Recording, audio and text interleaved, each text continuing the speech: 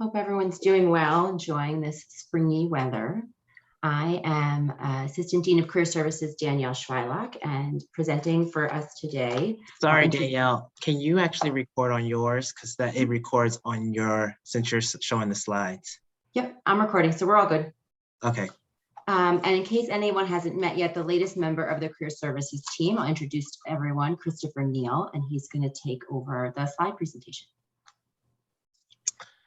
All right, hello, everyone. Thank you so much for taking some time out of your busy schedules. I know it's super busy for you guys, particularly this time of the year.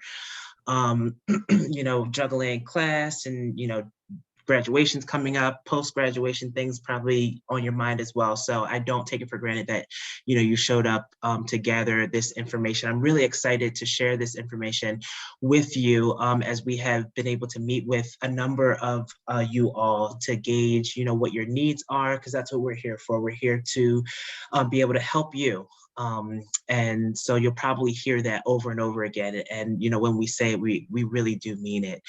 By way of just introduction, I am Chris. I'm the new member of the team, and I'm excited to be a part of the Temple community. I've been, part of the team here at Temple for about 2-3 months since January. And some of you I have met, some of you I have not, but I'm just looking forward to meeting all of you and just being a part of you all's journey. I'm fortunate to also have my colleague here, Dean Schweilock, who's also going to assist me in, giving you guys the information and resources, and will also be a resource, even afterwards.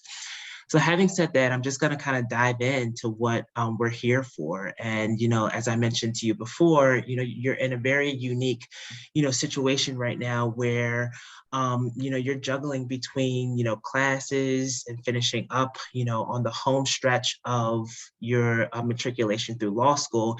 And it's our desire that you, have a home run, as it relates to your job search and careers. And we completely understand that it's been, for some of you, a really difficult, journey. But like I said, that's why we're here. We're here to help you. We're here to provide information and resources for you. We understand that every student is in a different situation. So we want to be able to cater our counseling, so that it meets what your needs are. So that before graduating law school, as it relates to postgraduate employment, then we want to be able to provide you with the information and confidence that you need to be able to transition smoothly. We believe that your situation is normal. I know that it may not seem normal, and maybe even some people in your family or in your circle of friends may not understand what you're going through, but we definitely have been through it. And can speak and attest to your experience and reassure you that all hope is definitely not lost. We're here again to get you closer to hitting a home run with your postgraduate employment. While we can't, guarantee a job, I wish I had a whole stack of jobs behind me to say, here you go, here you go, here you go. Unfortunately, that's just not the way that it works. But what I can offer and what we can offer as an office is that we can provide, the tools and tips to assist with your journey. So having said that, let's talk about kind of what we want to cover in this session. Danielle, if you could go to the next slide. Perfect. I just want to, before Chris jumps into this, thank you for anyone who put the questions into the survey in advance. If you have questions as we go, please use the chat, raise hand. It's a small enough group. Chris, okay for folks to jump in with questions, and then we'll of course have time for questions at the end as well. Perfect. So if you can go one slide back. Just to get us to everybody can get a snapshot of what we're going to cover. So from a high, we're going to start high view and then, narrow it down into these topics. And what I want to be able to cover with you by the end of this is pinpointing a clear path, clerkships, networking, job searching, and then as Danielle mentioned, entertain any questions, that you may have. Being a law student, it's tiring. So many balls to juggle. It's ever changing with your priorities. On one hand, you're, studying and study groups and readings and cases and things like that. But then on the other hand, you also have to be, long-term minded to invest in those things now to prepare you for after graduation in 2-3 years down the line. Each year that you get closer to graduation, the priorities begin to shift from classes to securing future employment. So I want to just take this hour to just stop and have our eye on the ball as far as what it means to secure future employment and all the resources and information that you'll need. We understand everyone is in a different stage of securing your future employment. So we're going to try to speak to all the different stages the best that we can, and address the topics that will help you navigate that process.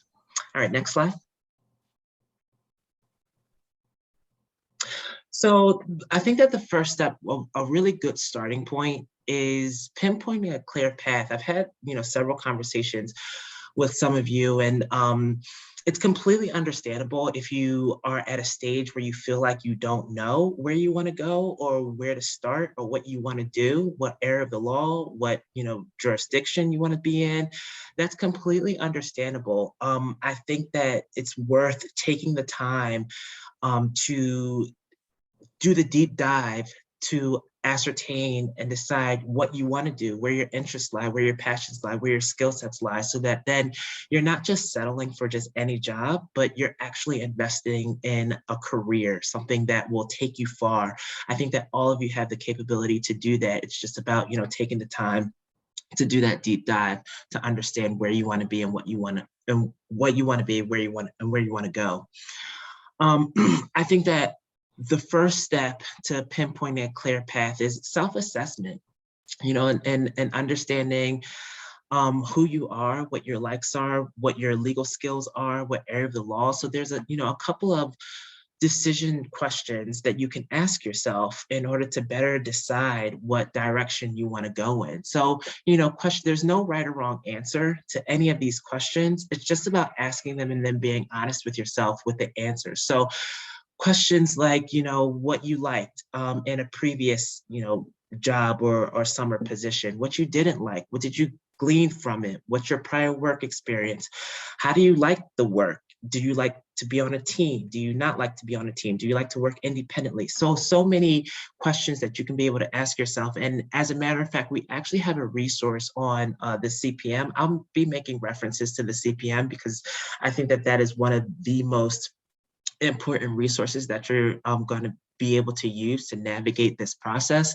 And the first thing that I want to note on the CPM is we have a resource that's called, and don't worry about if you don't get all the resources that we're mentioning. I'm going to provide, a list of those resources with some links to you, hopefully, afterwards, to kind of summarize what we've talked about. But going back to pinpointing a clear path and self-assessment, we have resources on the CPM called 10 questions to ask yourself before choosing a practice area. So there are questions like, how do you envision your role as a lawyer? How important is it to have a predictable schedule? Are you the type of person that likes, something that's predictable, or do you like, to get assignments in ad hoc? You never know what you're going to be doing on any given day. What classes did you enjoy? How comfortable are you with an adversarial type of practice? Because there's different areas of the law that are obviously more adversarial than others. There are areas of the law that are more codes-based than others. So take a look at that resource. Again, it's called 10 Questions to Ask Yourself Before Choosing a Practice Area, and go through some of those questions, and hopefully that'll help you to determine and pinpoint a clearer path for you going forward.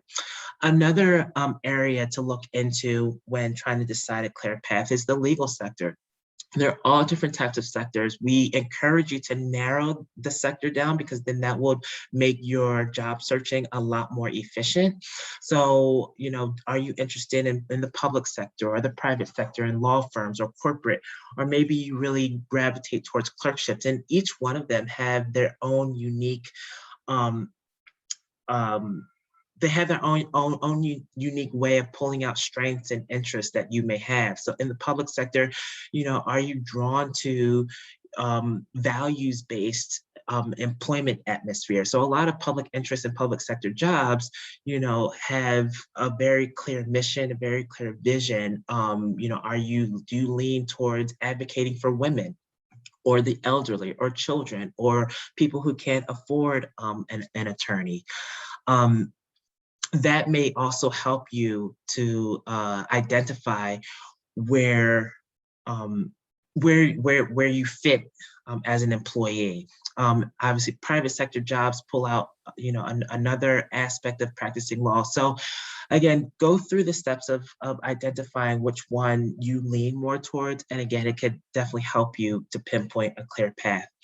Lastly, I want to highlight geographic location. This is really important for a number of reasons. One of them that comes most readily to my mind is just for practical purposes of taking the bar and knowing the limitations because a lot of places, as you probably well know, have reciprocity.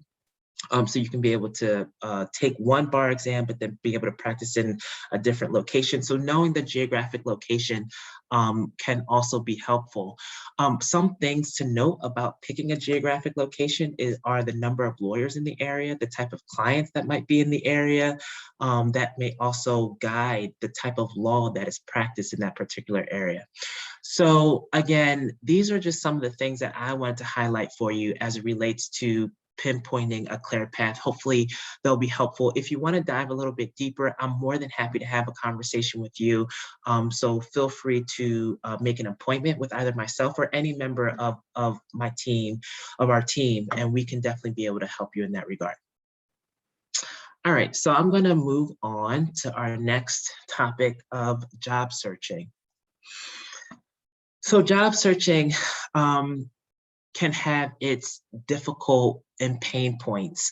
I think that the first step, even before we get into some of the practices and resources of job searching, is to just make sure that your mindset is in the right place, and set expectations for yourself. I know that it can be quite scary to not feel like you don't have a job or a lead before graduation, but I want to let you know that while it may be ideal, to have a job before graduation, all hope isn't lost. Many, many students get jobs even after graduation, and sometimes even after taking the bar exam. So just keep going with the path, no matter how many rejections you get.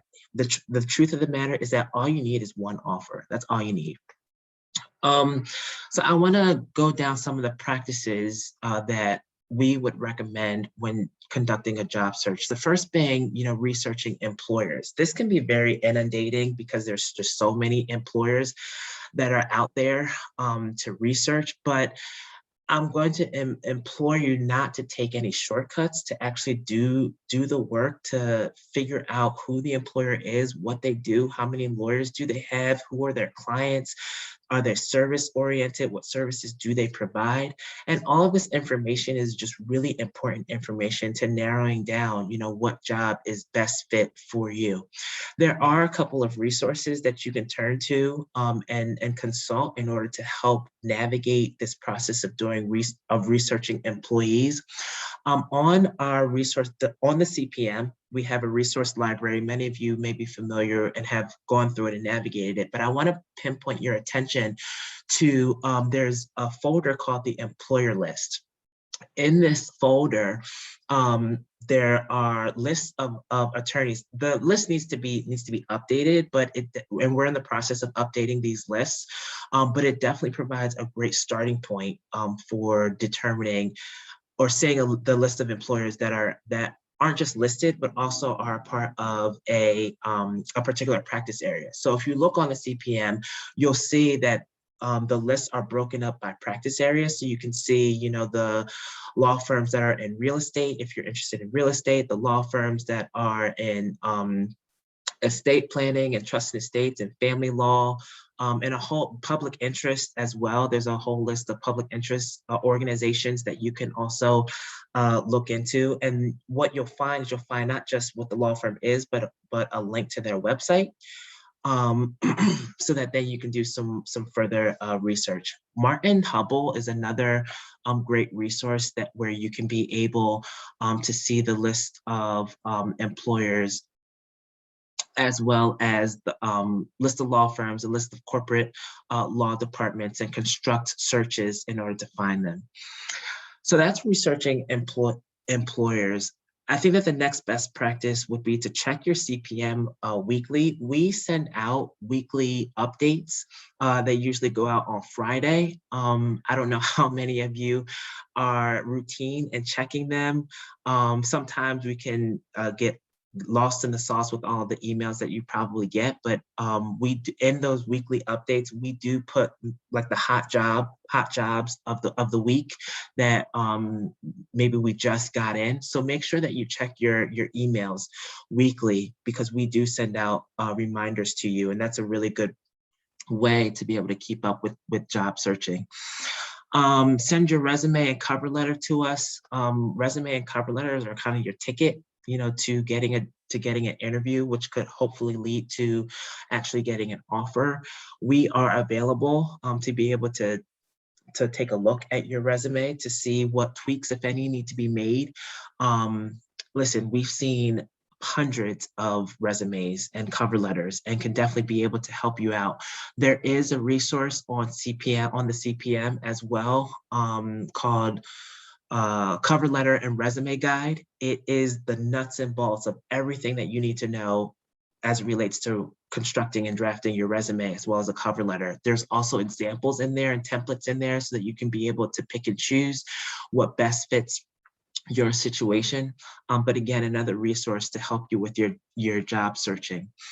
Attend networking events. Listen, I know that it's really difficult to, network in this pandemic. I wish that we could be able to meet and gather and have face-to-face conversations. It just makes the interaction so much more easy. However, actually networking in the pandemic, if you think about it, it actually can be quite advantageous, because, in theory, the whole world is at your fingertips. The whole United States is at your fingertips. And so it's about leveraging, those resources in order to be able to network. And I'll get into network a little bit more because I have a whole slide dedicated to talking about networking. But in short, attending networking events can be really, really helpful to your job search, because then you'll be able to gather information from people who are already in the field and know kind of what you're getting into, and ask all the questions that you're wanting to know in order to do that. Again, while it's a little bit difficult, I recommend the bar associations is a really good place to start. Most bar associations, such as the Philadelphia Bar Association, they have young lawyers divisions. Young lawyers are defined as, anywhere between, I think it's 0 to 3 years of practicing law. And they have networking events. I think there's one coming up in April. I checked it out. I'll provide the link to you to the Philadelphia Bar Association, and I'm sure other bar associations have the same thing, where the Philadelphia Bar Association has a April 21st, I believe, they have an online virtual networking event. And it's really fun. I think it's like sketching. So there's like an activity, sketching with a twist. And I don't know. I just think that sounds like a lot of fun. It's something that I would definitely go to. And I actually did attend networking events eons ago when I was just starting out and was looking for a job. I did attend them, and they're really cool and really neat, and you meet some really neat people. Consider like conferences, conventions, institutes, even CLEs. While it's not too early to attend CLEs, and I think that the CLEs can provide another avenue for networking. There is an events tab in the CPM. I'm not sure if many of you are familiar with that tab or come across it, but take a look at some of the events that Temple has. We definitely do our events, evident by this one. But the school also does events, and other organizations will get information about different events. So check out the events tab in the CPM, and it'll show you some events that you can attend for networking. Meeting with your OCS counselor. I can't stress this enough. We are here to help you, and want to provide you with as many resources and information. I mean, Dean Schweilock has been in the game for a number of years. I even ask her questions as to what what are the resources out there? I mean, the whole team just has so much experience from all different sectors. We have experience in the public sector and law firms, corporate. I've been in corporate as well as law firms. I've been a public defender. Some of my colleagues have been district attorneys. And I mean, just a whole wealth of information at your fingertips just within the Office of Career Services, counseling team. So please utilize us, make an appointment with us, and we can be able to walk you through whatever it is that you need to know.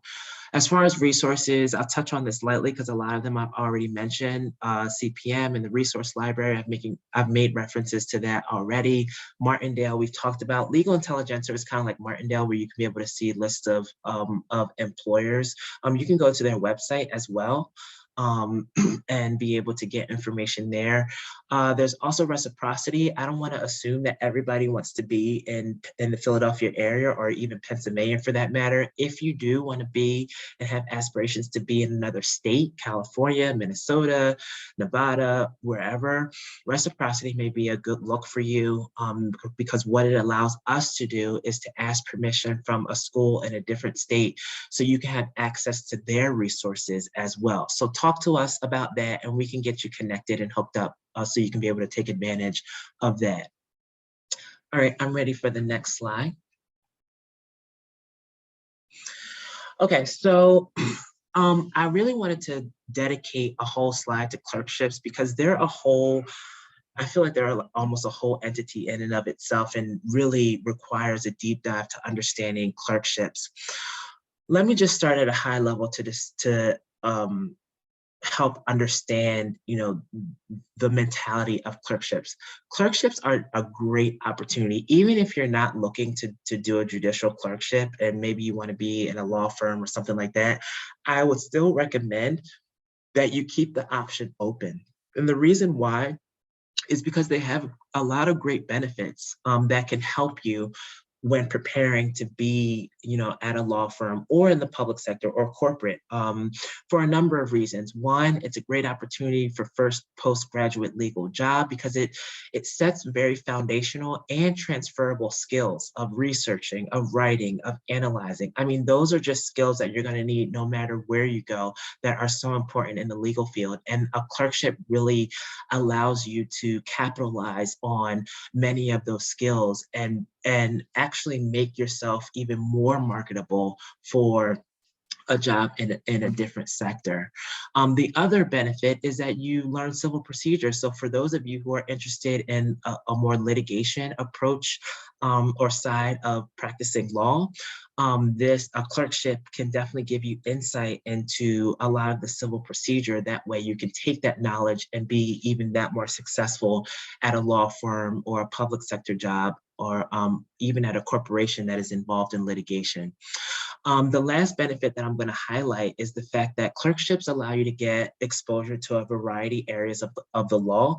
I mean, depending upon the judge, I know that some judges do a very specific area of the law, like criminal, you'll have a criminal division or a family law division, but sometimes you can get an opportunity as a clerk to be exposed to various areas of the law, not just like criminal law or family law, but civil litigation, product liability, or things like that. So again, I definitely want to highlight that even more to those of you who are just not clear yet on what area of the law that you want to get into. A clerkship would be a really great option for you so that then, actually being able to write memos on it and briefs on it and do some research on different areas of the law can help narrow that down, and you won't have to compromise on waiting, to get a job before you figure it out. So a couple of the materials that I want to highlight that are important for a clerkship are resume, cover letter. We talked about that. There are resources on the CPM that, again, will help you with cover letter and resume writing. We also have a whole clerkship folder that can just be so helpful in navigating, applying to clerkships, the materials that you'll need, how to do it, etc. I'll get to that a little bit later, but I definitely wanted to throw it out there for now. Transcripts are usually asked for when applying for clerkships. If you need help with getting your transcript, we do have a resource on the CPM that gives you a step-by-step guide on how to obtain your transcript. Letters of recommendation, we are more than happy to help you with your letter of recommendation. Actually, it's required for you to give us your letter of recommendation, or for your recommender to give your letter of recommendation, so that then we can be able to process that for you and send it off to wherever it needs to go and wherever you're applying for. As it relates to writing samples, we give general feedback on writing samples, but what I will say is that there is a writing sample FAQ on the CPM that you can consult, that tells you not just how to do a writing sample, but also, you know, how do you select your writing sample? How long should it be? The fact that it needs to be unabridged, just a lot of information related to writing samples already on the CPM that you can take advantage of. In addition, another great resource, and many of you may have already used it, is just to talk to your legal research and writing teacher, or any teacher that you trust with writing, or maybe a previous employer can be able to look at it. Or anyone else whom you trust. But those are just some ways that you can be able to get your writing sample. Again, we only do like general feedback on writing samples, such as make sure that it's not too long or not too short, and whether it meets requirements. But as far as like context and content,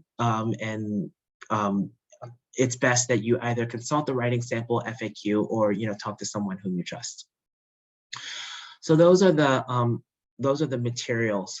Now, as far as a strategy for applying to clerkships, I've narrowed it down to three types, or to 3 steps. One, researching the court. This is really important because you need to know like what kind of court is it? Is it a federal court, or is it a state court? Because there are differences between and what you will be doing, as a clerk on the federal level as opposed to the state level. In addition, does this particular judge have a specific practice area? What level are you at? Are you at the lowest court, the trial court level, the appeals court level, the Supreme Court level? Because that will also dictate what you'll be doing. The lower court judges tend to be a little bit more litigation driven. So you'll have the opportunity to attend, trials, whereas higher courts tend to be more document and records, driven. So there's probably a lot more reading of the record involved. So again, I just highlight that to say, to do the research, on the courts, what they're about, what they do, and what would be expected of you as a law clerk. The second step is to speak with others, about the clerk position. You can speak with other students who may have had a clerkship, speak to alumni. The alumni can be able to provide a deeper dive of information related to clerkships. You can find this information either, on the CPM, and you can be able to look up people. You could also leverage LinkedIn as well. Temple does have a group that I would encourage you to join on LinkedIn to be able to contact alums, to ask them questions, do some informational interviews with them to learn more about clerkship opportunities. And you can also talk Chris, to us. I'm so sorry. I just want to jump in for 1 sec to say we also keep a list in Career Services of prior clerks. So if you find yourself interviewing for a specific clerkship or a question about clerking for a specific judge, let us know. So if we have contact information for some of the more recent clerks for judges, if we can put you in touch with them. Just wanted to add that, sorry. Sure. So just, you can always talk to us as well. Many of us meaning the Office of Career Services, meet with a counselor, and we can also tell you about what clerking is like and how to go about applying. Geography is the last, I think, factor to look at when considering clerkships. While I think that it's great to cast a wide enough net, so that you can be able to make yourself marketable, but also not too wide so that it's overwhelming and just inefficient. I would consider, if you do plan to stay in the Philadelphia area, metropolitan area, then I would consider New Jersey and Delaware. We're always getting, judges are always reaching out to us as far as what opportunities are out there, particularly in not just Philadelphia, but New Jersey and Delaware, as far as clerkship opportunities. So I think that we include them. You'll find them in our weekly updates, and sometimes we'll send out one-off emails. I know Dean Schweilach has sent off a couple within the last couple weeks. So check your emails actually, right after this or whenever you get a chance, because I know that there's some that are open even as I'm speaking. There are some resources that you can take advantage of as it pertains to finding postings and job opportunities for clerkship. How do you find a clerkship opportunity? One is through our job postings on the CPM. I just looked this morning, and there's a couple that are still out there. Court of Common Pleas courts in, I think, like Berks County or Bucks County, maybe even Montgomery County. So take a look at the job postings on the CPM. I think that you'll find some there. But other ways that you can find clerkships are the resource library. Again, on the CPM, we have lists of judges and courts and clerks. We have a New Jersey courts guide, as well as Delaware. We also have a clerkship guide, and this clerkship guide, I like to say it's kind of like the Bible of clerkships. We have spent time to really put together kind of the nuts and bolts of what you need to know as it relates to clerkship. So it's not just the different courts, but also the materials, the deadlines that you'll need to keep in mind. I mean, it's really voluminous with information as far as applying to clerkships, so that then you could be more strategic with finding the clerkships. We also have a resource called the Vermont Guide. This is a document, again, that you can find on the CPM that lists the different courts, state courts, actually. So if you're interested in state courts, it does it by state. So it has all the states, not just Pennsylvania, but all the states with websites to their to the chamber's websites, so you can be able to reach out to them directly. So those are just some of the resources that you can consult as far as finding a clerkship, both on the federal and state level. All right, networking. So networking can be quite tricky. I feel like you already heard me mention how difficult networking can be in the midst of a pandemic, but I think that networking doesn't get enough credit as it should. And students, as well as alums, don't leverage networking as best as they can. So I really want to, shoot this shameless plug that of really investing in networking for a number of reasons. Not just networking for the purpose of getting a job, but there's also value in networking for just getting information such as market trends, information such as areas of different areas of the law and what they do.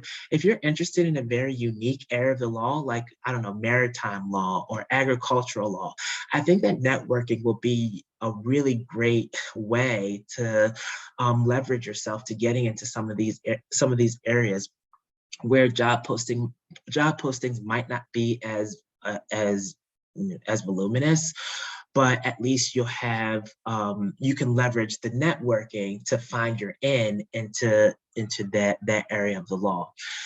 So a couple of steps that I would recommend. So first, I'm going to talk about the steps to networking, and then going to point you to some resources for how to really get bang for your buck out of networking. So the first thing you want to do is create your network. So start with people that you know, like family members, professors. We're more than happy to be a resource for networking because we definitely have information and knowledge as it relates to the field. Or previous supervisors, workshop presenters. As I mentioned before, as you go to CLEs and other networking events, that's opportunity to create your network. And sometimes it's just a matter of just writing down the people that you know and starting there, because I know that networking can feel very daunting and very exhausting, because it's like, who do I go to? Where do I go? You know, am I doing enough, etc. But sometimes just start with the people that you know and just start there. Because then the next step after you create your list, and by the way, we do have a resource on the CPM, the resource library, called the necessity of networking. I mean, this is a folder that has just about everything that you need to know about networking. One of the things that's on there is a tracking spreadsheet to keep yourself organized. And on the tracking spreadsheet, remember I was mentioning to create a list, it helps you to create the list and the information that you should probably be tracking as you go along with your networking efforts.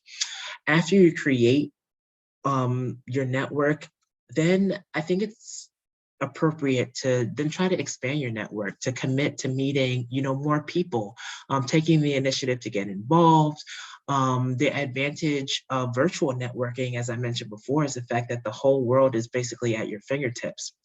Ways that you can be able to expand your network is through volunteer, CLEs, interviewers. Sometimes when you go out and interview, maybe the downside is you may not have gotten selected for that particular job, but maybe the opportunity and the silver lining in it all is, even though you got the rejection, is maybe whoever interviewed you can be able to provide you with information, specific information, general information such as the area of the law, what they do, etc. But even specific information on feedback of how you did and how you presented yourself. That is great networking. Even though they may not be a resource for a job, they're still providing you with the information that you need. LinkedIn, I don't see students utilizing LinkedIn as much as possible. So I definitely want to put in the shameless plug for LinkedIn. Here's the great thing about LinkedIn. It's not just looking up alumni, and I would encourage you to update your profile, but I just learned recently, and I may be late to the party, but there's a feature on LinkedIn where you can select that you're looking for work.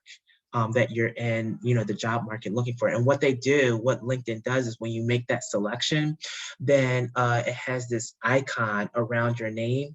I don't know, I liken it to like Facebook. You know how on Facebook, how you can have set your icon to be a picture or something like that, or words around it or something like that. Well, LinkedIn has the same feature where it's green, so it stands out, which I thought was really brilliant. So it'll on your picture, LinkedIn picture, it'll have this green band that says, you know, looking for work or something like that, which will help you stand out, you know, on LinkedIn for when employers come across your page. So again, just leverage LinkedIn. We do have a resource on the CPM. I know you're probably getting tired of me saying that, but I just want to get you in the habit of using all of the resources that are just at your fingertips on the CPM, because there is a guide called the LinkedIn guide or something like that. And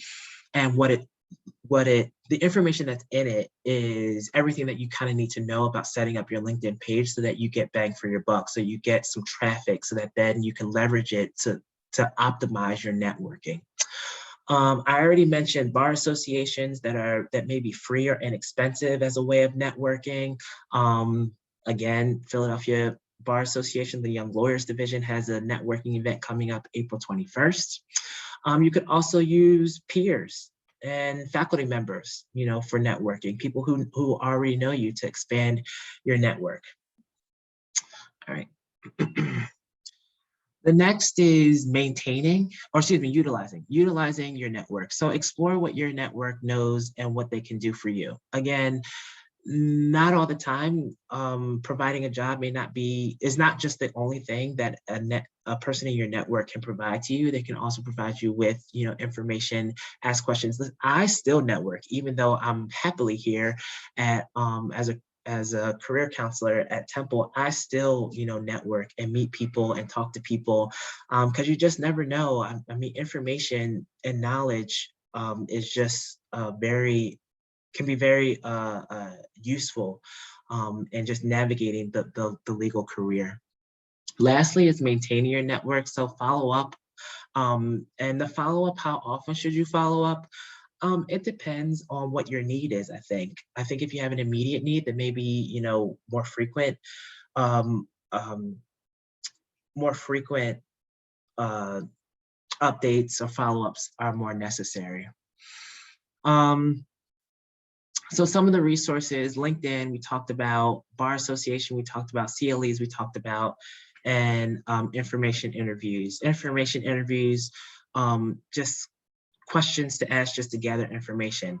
And yes, I'm about to mention the CPM again, because in that necessity of network, there are actual questions that are listed, suggested questions that you can ask someone to gather information. So take a look at those list of questions. I think that will be really useful, because some of you may not know kind of, well, what do I ask? What do I say?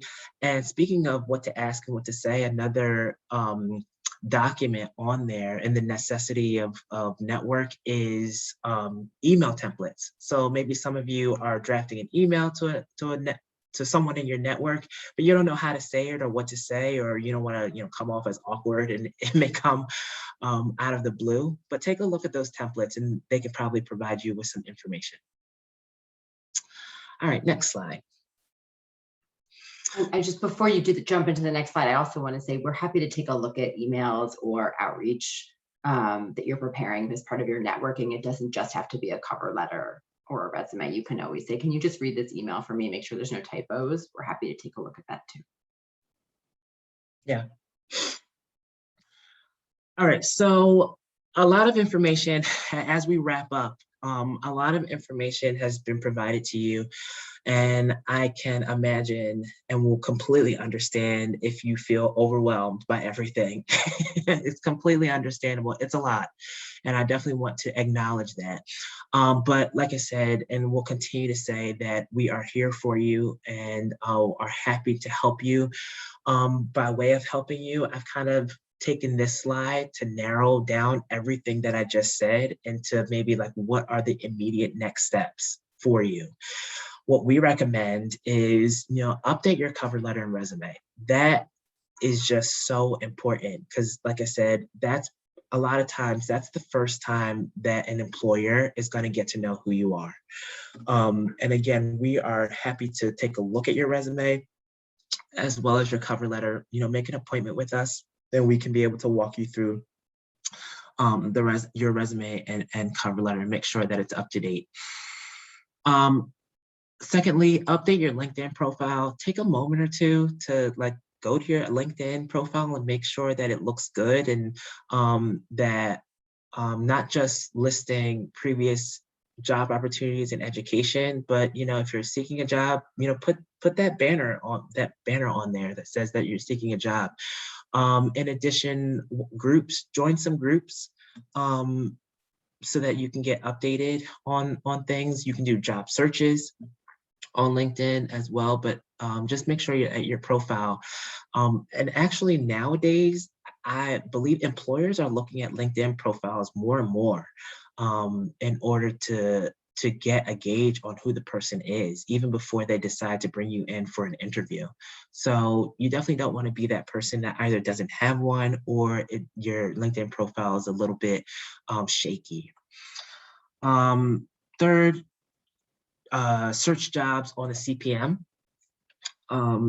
It's always getting updated with new opportunities, with new job postings. So just make sure that you keep up with that, and check your email. Our office sends out emails of opportunities, not just job opportunities, but also opportunities for workshops such as this, so you can gather more information, so that you can be more strategic with your approach. And then lastly, schedule an appointment with us. Again, we're happy to meet with you, to hear about where you are, and create a plan and brainstorm with you on how we can get you to where you need to be. Again, we don't promise jobs or can't guarantee jobs, but we are here to at least give you the knowledge and the resource to send you on your way and to get you closer so you can hit a home run with your job search. All right, last slide. So we are here to help. Our email, feel free to email us at lcareer@temple.edu. Our website, is listed there where you can be able to get all the resources that you need that I've been talking about. Again, I'll send something out that lists a lot of the resources that I'm talking about. But if you just want to talk, maybe that's the first step for you. Make an appointment with us. There are several ways that you can make an appointment. You can do so through the CPM and look at what time slots are available. I have a dedicated time slot on Thursdays from 12 to 1:30, where you can just stop in and drop in to have a 10-minute conversation on Thursdays just for class of 2021. That's who it's for. So, take advantage of that. Make an appointment. If you don't know, just email us and say, hey, I'd like to have an appointment, and we'll go from there. But we'd love to see you. We'd love to help you. And we'd love to be a resource for you. So that concludes, our information. Danielle, did you have anything to add? I think, no, you covered a lot of ground. Thank you. I want to make sure we have time for questions, both ones that came in from the survey and anyone here today. So it's a small group. Feel free to raise your virtual or real hand, or just unmute yourself or put it in the chat. I know one question we got ahead of time was, I don't know who my counselor is, or my counselor left. So I just want to say we are all available for you at any time. It doesn't matter who your assigned counselor was when you were a 1L. So feel free to make an appointment with Chris, with myself, or as Chris said, email lcareer@temple.edu and say you want to make an appointment, or just log into the CPM and find a time that works best with your schedule. And we're happy for you to meet with any one of us. Are there any other questions people want to ask now? I know some of them are very specific to your personal situations, but we're happy to address them now if you feel comfortable. I see a question in the chat. Do all clerkships require unabridged writing samples, and can they be from a class, or should they be a work product from a job? So yes, they do. All clerkships do require unabridged writing sample, because Can I just, when you say unedited is what they usually require for a writing sample, unabridged as far as to the length, right? So I just want to make sure that we're using the same terminology. Yeah, good catch. Sorry, that was my question. Okay, can you explain? So unedited, that means not shortened?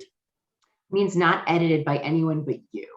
So it means that it shouldn't be any else's work product, right? So it should be that it's because sometimes you do work as for a journal or for a judge, and you end up having like a back and forth, and it's edited by somebody else. What especially for clerkship applications, those judges want to see work that is truly just your work product. So sometimes you do have to shorten it to meet the length, and that's fine to sort of take a chunk out. And we have stuff in the writing sample FAQ that talks about best practices for how to shorten a writing sample that's too lengthy, because sometimes you write something for class and it's 20 pages and they want something that's 7. And so what do? Of course you have to edit it to make it fit the length that is asked for, but as long as you are the one that's editing it, not a professor and not a supervisor at work. Okay, thank you. Yeah. And it can be from work or from a class. It just wants to be your best work product, and within the length that they ask for. If it's something that is either persuasive writing or writing that is explaining why you have an opinion of something similar to the writing you'd be doing for the court, that's helpful, but it doesn't have to be. Okay, yeah, sorry, I'm just gonna ask a little follow-up since there aren't many people here, if that's okay. Yeah, because I mean, now that I'm a 3L, like I'm a much better writer than I was when I was a 1L doing my brief and my memo and stuff. So like, I don't have a lot of briefs to use, but okay, so it should be all right then to also like use a paper that I'm writing for class now, even if it's not like necessarily persuasive, you're saying, or is there kind of like a preference? Take a look at the FAQs. The preference is what you think is your best writing. So if it's not persuasive, but it's much stronger than it should be also more recent. So something you did as a 1L is probably not going to be as good an indicator of what your writing is as something you've done either the summer before, the most recent summer, or during this year for an externship or for a class. Okay, thank you. Yeah. Any other questions? Thanks for your question, Maria. Any other questions coming in? All right, we're just almost out of time. Thank you all for joining us today. Thanks, Chris, for that really helpful presentation. We hope to hear from all of you as you continue on your job search. And good luck with the rest of your semester. Hopefully go out and enjoy some sunshine. Thank you very much.